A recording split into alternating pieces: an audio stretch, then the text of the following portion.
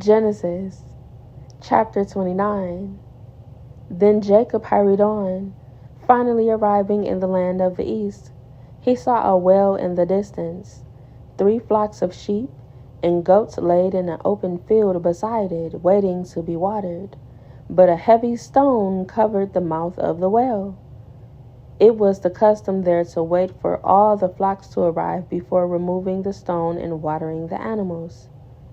After the stone would be placed back over the mouth of the well. Jacob went over to the shepherds and asked, "Where are you from, my friends?" "We are from Haran," they answered. "Do you know a man there named Laban, the grandson of Nahor?" he asked. "Yes, we do," they replied. "Is he doing well?" Jacob asked. "Yes, he's well," they answered. "Look, here comes his daughter Rachel with the flock now." Jacob said, "Look, it's still broad daylight. Too early to round up the animals. Why don't you water the sheep and goats so they can get back out to pasture?" "We can't water the animals until all the flocks have arrived," they replied. Then the shepherds moved the stone from the mouth of the well, and we water all the sheep and goats. Jacob was still talking with them when Rachel arrived with her father's flock, for she was a shepherd.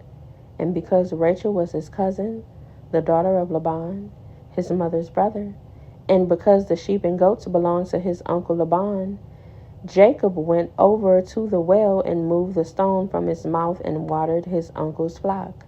Then Jacob kissed Rachel, and he wept aloud. He explained to Rachel that he was her cousin on her father's side, the son of her aunt Rebekah.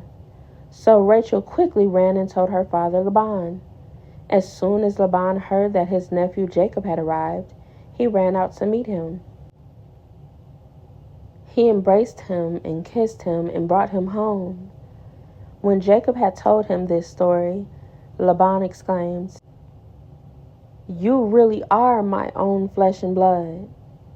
After Jacob had stayed with Laban for about a month, Laban said to him, "You shouldn't work for me without pay just because we are relatives. Tell me how much your wages should be." Now Laban had 2 daughters.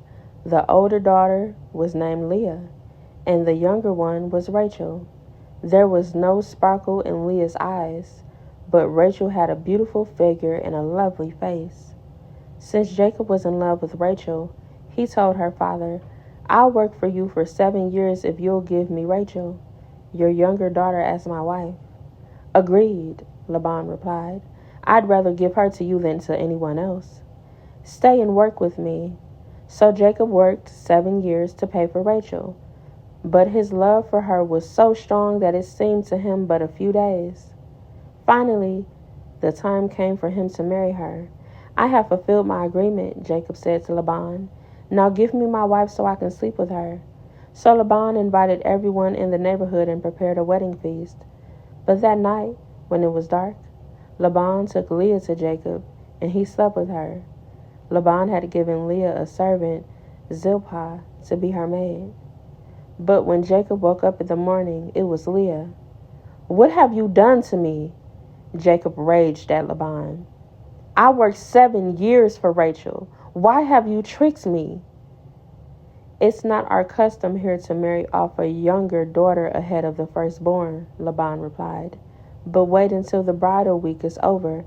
Then we'll give you Rachel too, provided you promise to work another 7 years for me." So Jacob agreed to work 7 more years.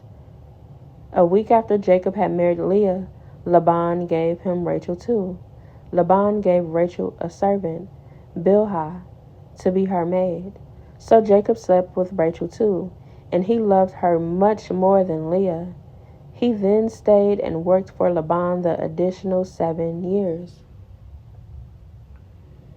When the Lord saw that Leah was unloved, he enabled her to have children, but Rachel could not conceive. So Leah became pregnant and gave birth to a son. She named him Reuben, for she said, "The Lord has noticed my misery, and now my husband will love me."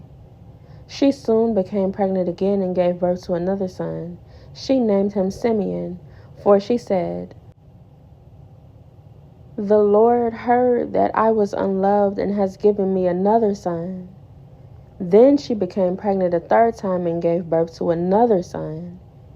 He was named Levi, for she said, surely this time my husband will feel affection for me, since I have given him 3 sons.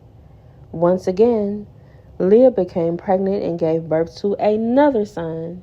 She named him Judah, for she said, now I will praise the Lord. And then she stopped having children.